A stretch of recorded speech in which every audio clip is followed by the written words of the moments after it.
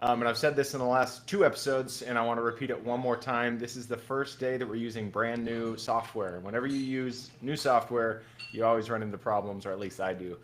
So if we run into tech issues, I apologize, but we're just going to plow right through it because that's just what happens when you get to when you get some new stuff.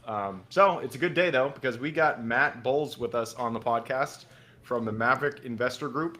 This will be an interesting one for you guys out there who are not interested in doing, swinging the hammer, doing all that value add that we often talk about on the podcast. Matt is here to talk about turnkey rentals. So just buying a rental that is ready to go, and all you got to do is just keep it in your portfolio. That's what Matt is here to talk about. Should be a good one. Matt, thanks for hopping on. Gabe, super excited to be here. Thanks for having me. All right. I told you before we get on here, we always like to start with stories. We like to hear how people got to where they are. So why don't you take us back to the beginning of your story in real estate and tell us how you got here? So I did my bachelor's degree in college. I did a master's degree in international peace and conflict resolution. And I was working in the nonprofit advocacy space in Washington, D.C. And I was doing important work that mattered, providing good, positive value to the world. But I realized I was never probably going to make a lot of money working in the nonprofit space. So I should probably figure out how to start to do this investing thing. Somebody's like, you should buy a house. I was like, can I afford to buy a house? I don't know. So I look into how to do it. I end up buying a 4-bedroom house. This is about 20 years ago. I buy a 4-bedroom house and I rent out 3 bedrooms to friends of mine. So I've got 3 streams of income. And all of a sudden, my house that I bought goes up in value more in the first year than my entire annual salary at my job. And I was like, well, that's pretty interesting. Was this 2018, 2019? No, this was like 20 years ago. This was like 2004, right? Oh, okay. So I'm like, wow, that's really an interesting concept. So then I start buying every book I can buy about real estate, start reading all about it. And then I do a cash out refinance from that property, and I start using it as a down payment. I start buying rental properties in out-of-state markets.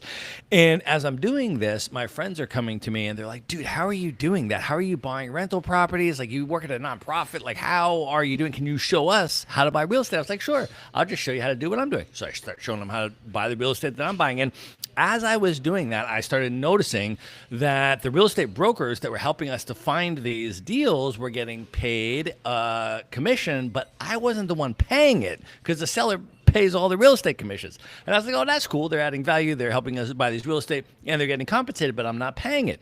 So fast forward now until I'm about 30 years old. So we're talking about 2007. I unexpectedly get fired from my job. Okay. So I'm 30. I'm all of a sudden let go from my job. And I'm like, whoa, my head is spinning. I'm like, what do I do now? And I'm like, you know what? I could apply for another job, or I could try to start my own business and sort of go that entrepreneurial route. And I was like, I have all these people that are already asking me to help them buy real estate.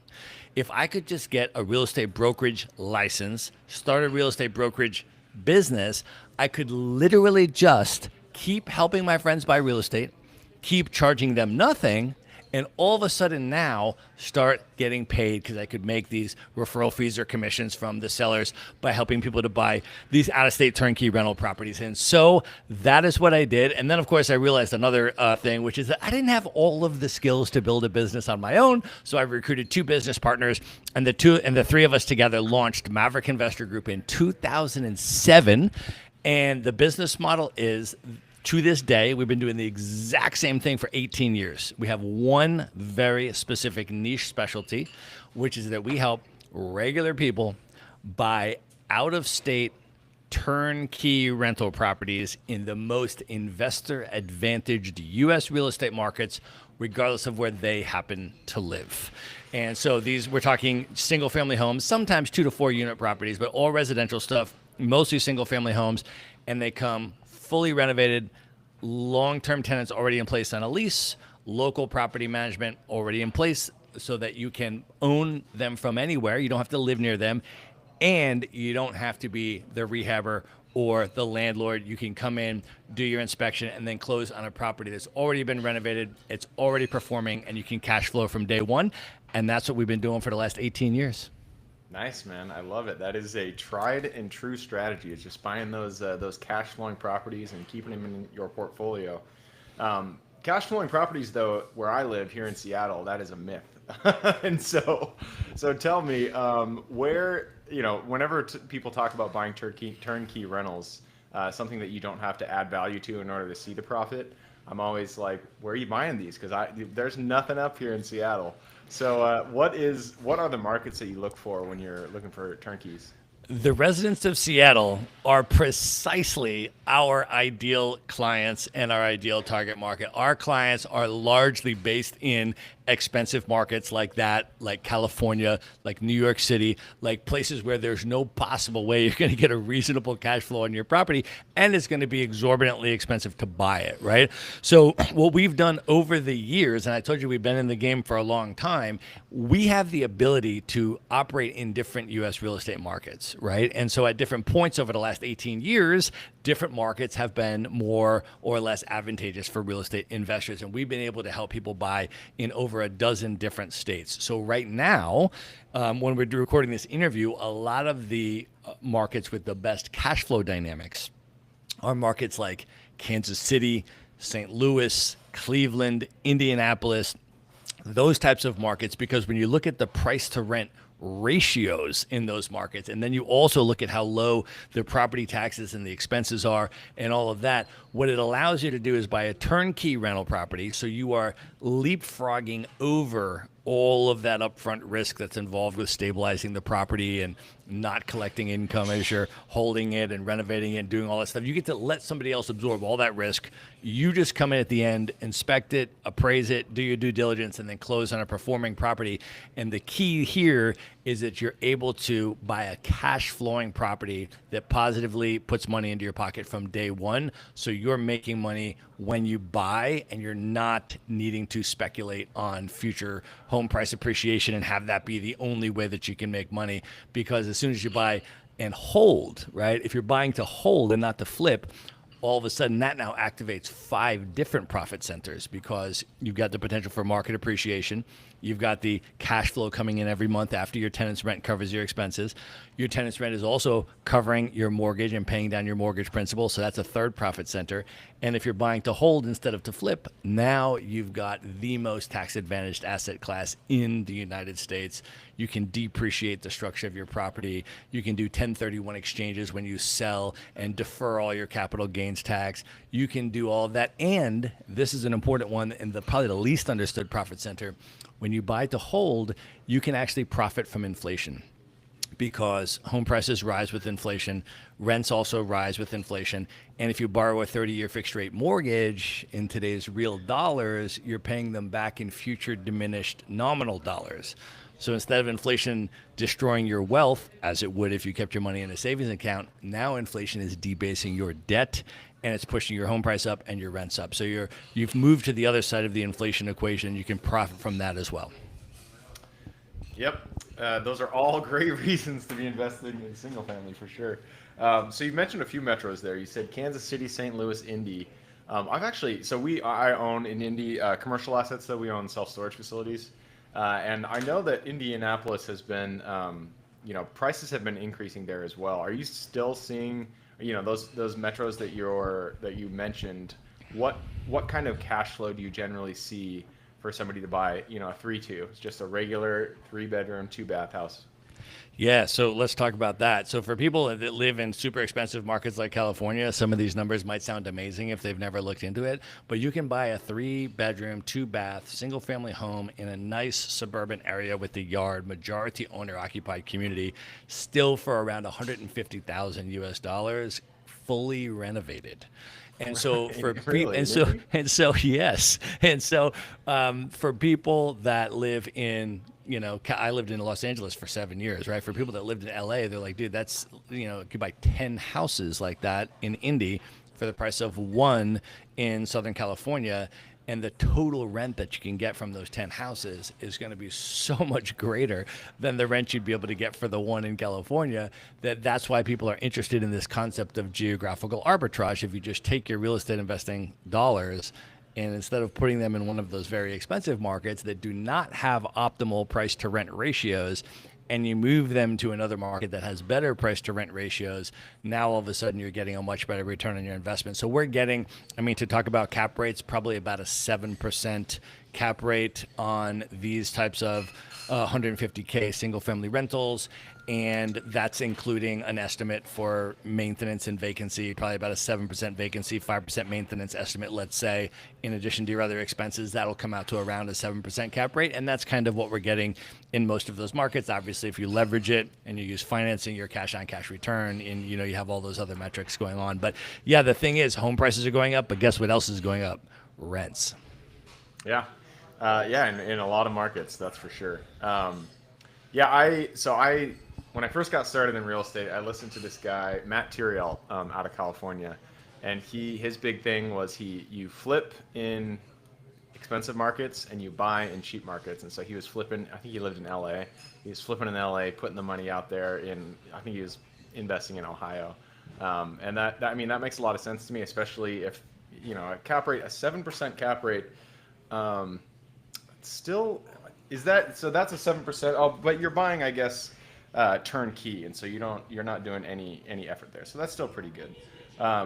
So 150,000. Do your clients, are they buying with what type of loan product are they buying with? Is it just a conventional, 20% down kind of thing? Exactly right. Yeah. So you can qualify for conventional financing. If you do qualify for that, you can get 20% down. So it's an 80% mortgage. So you're literally $30,000 is your down payment plus some closing costs. So call it 36 grand or so out of pocket total. And then if you don't qualify for conventional financing for any number of reasons, maybe you're trying to buy in a self-directed retirement plan, or you're a foreign national, or you own more than 10 properties with mortgages, or any number of other reasons, there is private financing available. Obviously, that's higher interest rate, more money down, but some of our clients still use that to finance. But we have relationships with preferred lenders, either specialize in doing all of these different types of loans. And so one of the things that we do when people come in, we always like to do personalized video consultations for people. They're 100% free. As I mentioned, our business model has stayed the same. We don't charge any of our clients any money to work with us. So we put the onus on ourselves to deliver value up front first. And then if we can help you to find a property that's the right fit for your needs, passes all your due diligence, and you close on it, at that point we get paid, but still not by the buyer, just by the seller. And if we can't help you to find that property, then we make no money at all. So we put the onus on ourselves to deliver that value up front. And one of the things we do is we help to introduce people to, for example, preferred lenders.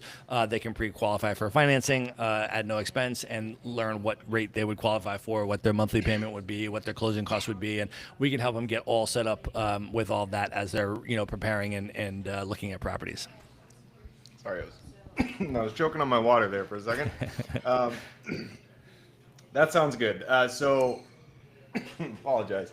So buying one property at $150,000, let's just say if it's a 7%, 10% would be 150, so 7% would be like, let's just say 120 or something like that. So I apologize, you guys.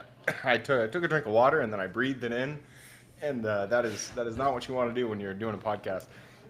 All right, so getting back into it. So you're getting about $120 a door on cash flow month on month for this, this $150,000 fake or idea that we're working with here.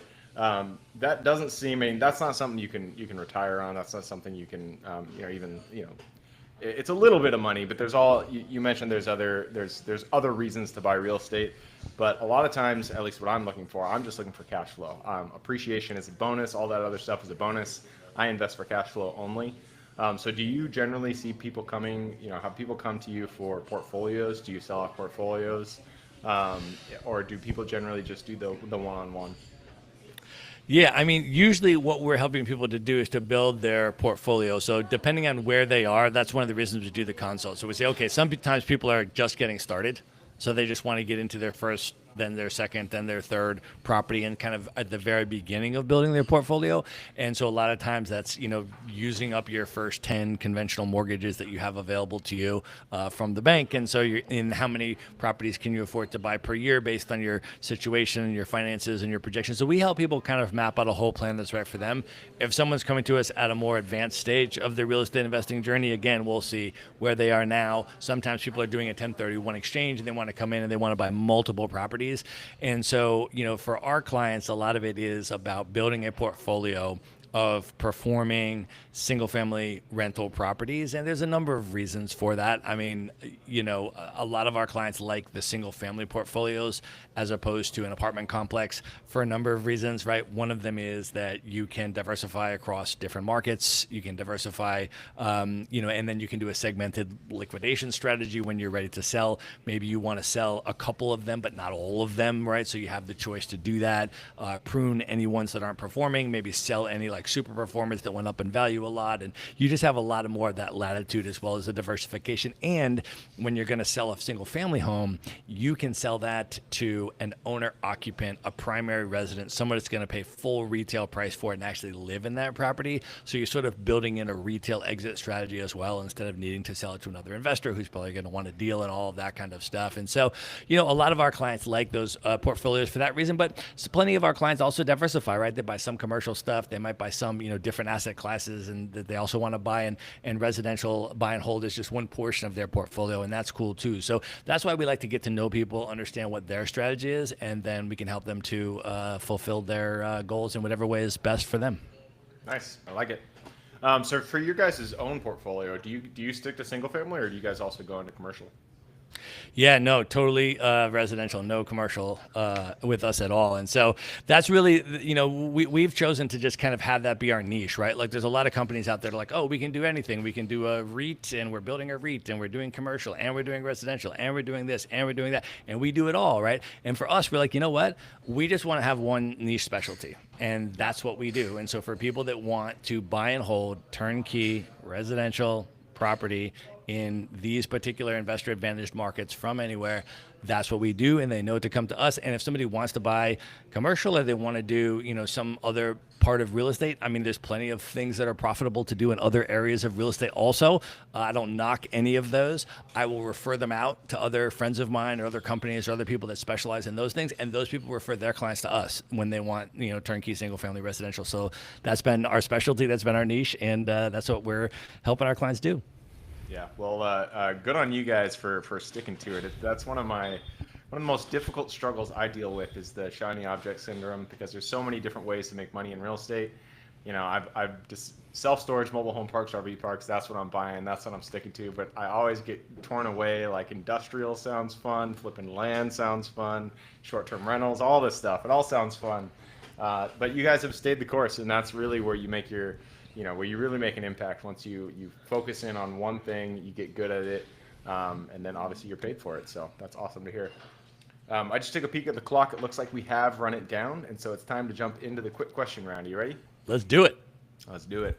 Starts with education. It could be any form. It could be a book you've read, a conference you've gone to, mentorship program you've been a part of, anything. Just 2 recommendations, one for general life wisdom and one for real estate. So for real estate, I'm going to put people onto a book that helped me out a lot at the beginning, which is called What Every Real Estate Investor Needs to Know About Cash Flow, and 36 Other Key Financial Measures. It's by Frank Gallinelli.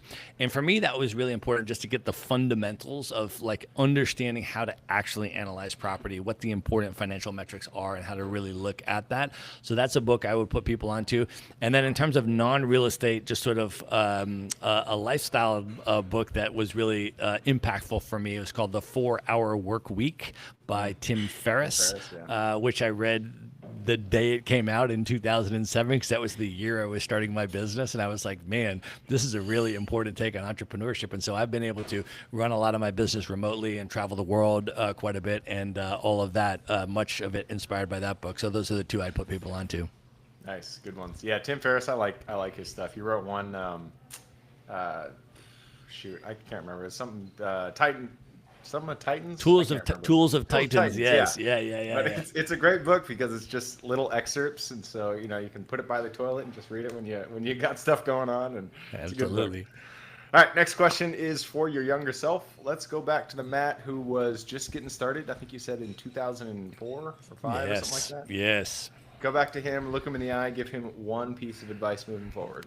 The advice is make your money when you buy. Do not speculate on future appreciation. At the time that I started, it was in the real estate boom that was in the lead up to the great real estate crash and recession in '08 that we had. And one of the things is it just seemed like irrational exuberance. Everything's going to keep going up, buy it, and then it's going to go up in value and then sell it. And don't worry too much about the cash flow in between because you'll make it back in appreciation. So one of the lessons that I learned from that we institutionalized in our business as our core kind of fundamental guiding principle is make sure that all of the properties are cash flowing positive at the time that you close. We help all of our clients to do that. You make your money when you buy. You let the 5 profit centers work for you. Take the tax benefits. Let inflation debase your debt, and then let the tenant pay down your mortgage. And then if it goes up in value for market appreciation, that's a bonus. It's a cherry on top. Yeah, 100%. Buy for cash flow. I am 100% with you there. You know, on the commercial side, people are expecting rent growth, which is the same thing as expecting appreciation, and you can't do that. If your property's not cash flowing on day one, there's no reason to buy it. It's there unless it's, you know, there are, you know, land is not going to cash flow. There's reasons to buy properties that aren't cash flowing, but generally, if the property is an income producing property, it should be cash flowing day one, no exceptions.